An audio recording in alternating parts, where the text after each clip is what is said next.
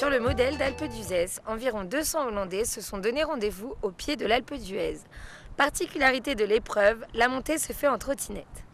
Samedi 25 août, la 4e édition de l'association hollandaise Steppen tegen Kanker s'est déroulée à l'Alpe d'Huez.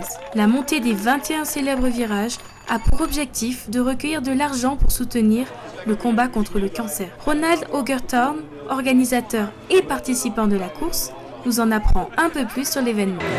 Alpe d'Huez is in Holland a very famous mountain because of the Tour de France. We have had in the 70s, 80s many Dutch victories here on the Alpe d'Huez. That's why it became so famous. And today we are climbing up the Alpe d'Huez with a kick bike.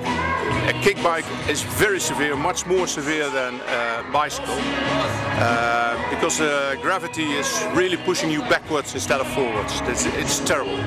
So that's what we are doing here today. We have about 76 participants.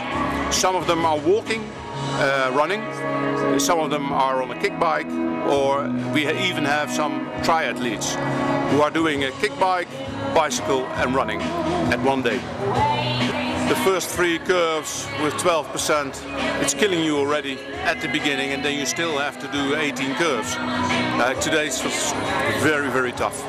But luckily I made it. About 2 hours I did, so I'm satisfied. Ils étaient 76 participants à réaliser ce défi. Certains courageux ont même réalisé l'exploit de cette montée, extrêmement difficile malgré leur tout jeune âge.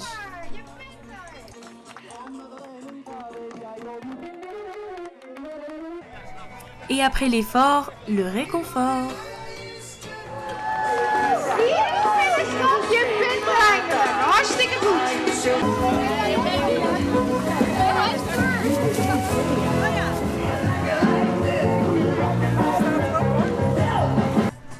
Un événement original pour soutenir une bonne cause, la montée en trottinette 2012 a été une réussite notamment grâce à l'organisation hollandaise Sans Faille. À l'arrivée, une très bonne ambiance règne. Sourires, sauts de joie, larmes, embrassades et surtout beaucoup de soulagement. Les participants qui ont peiné durant plus de 2 heures pour certains oublient très vite leur souffrance lorsqu'ils réalisent qu'ils ont réussi. Réaliser l'une des étapes des plus difficiles du Tour de France, cet exploit, eux aussi l'ont fait, et en trottinette. Un des grands chantiers de l'été, le Signal 2108, un restaurant d'altitude qui ouvrira ses portes début décembre.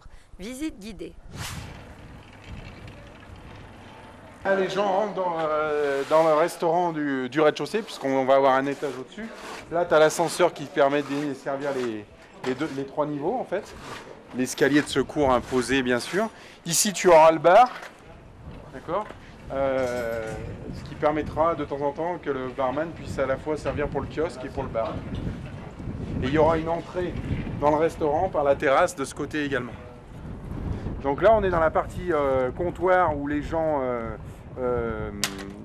prennent des salades, des sandwichs un peu élaborés, des boissons énergétiques et tout ça dans des comptoirs. Et après, ils vont près de la caisse et ils choisissent un risotto du jour, une pâte du jour, une soupe du jour, une tarte salée du jour, une lasagne du jour.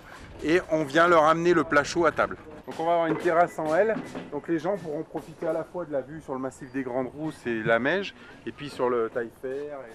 Donc en fait, la terrasse, elle va faire à peu près un peu plus de 5 mètres, donc un peu plus loin que les parties jaunes qu'on voit là. À l'étage au-dessus, on remonte à un autre restaurant qui lui est un restaurant de service à table, avec également une terrasse est et sud, où là on aura une terrasse beaucoup plus confinée, beaucoup plus cosy que le rez-de-chaussée.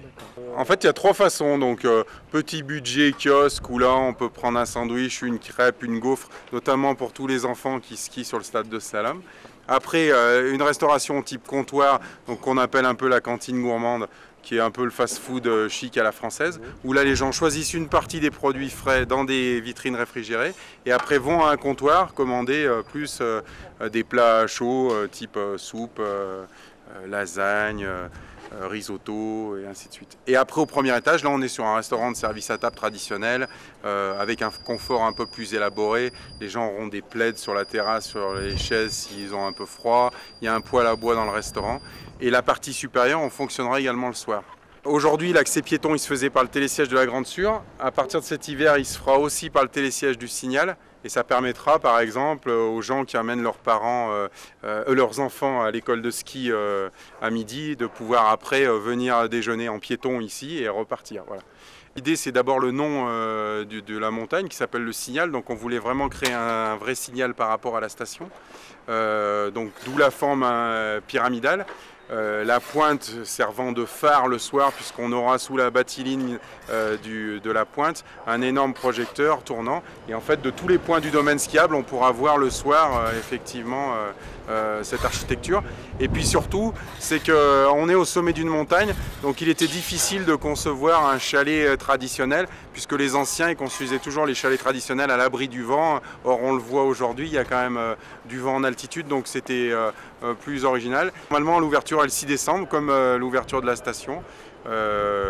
Normalement, les délais sont tenus, donc on pense pouvoir ouvrir et accueillir nos premiers clients le 6 décembre. Un chantier comme ça, en termes de budget, c'est énorme, non?